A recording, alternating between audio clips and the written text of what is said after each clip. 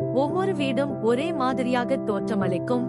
ஏறக்குறைய எல்லாமே சாம்பல் நிறத்தில் இருக்கும் ஒரு பிரகாசமான சிறிய நகரத்தில் உலகிலேயே எல்லாவற்றையும் விட வண்ணங்களை அதிகம் விரும்பும் மிமி என்ற அன்பான சிறுமி வாழ்ந்து வந்தாள்.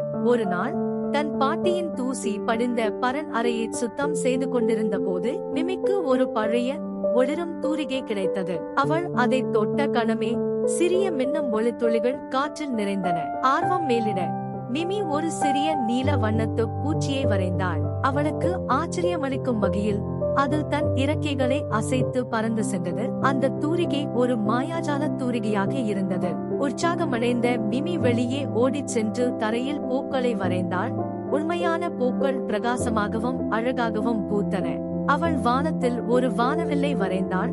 மென்மையான ஒளிரும் வண்ணங்கள் நகரம் முழுவதும் பரவின. வண்ணமயமான மரங்கள், மகிழ்ச்சியான விலங்குகள் மற்றும் புன்னகைக்கும் மேகங்கள் தோன்றின.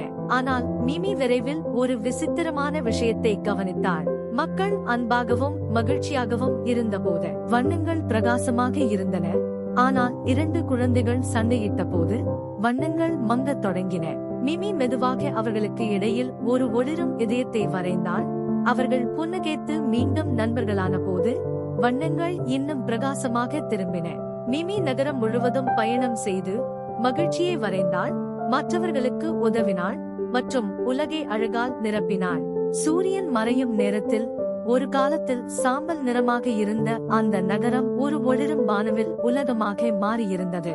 மிமி வானத்தில் கடைசியாக ஒரு ஒளிரும் நட்சத்திரத்தை வரைந்தாள். அவளுடைய தூரிகை மெதுவாக ஒளியாக மாறி மறைந்து போனது. ஆனால் வண்ணங்கள் அப்படியே இருந்தன.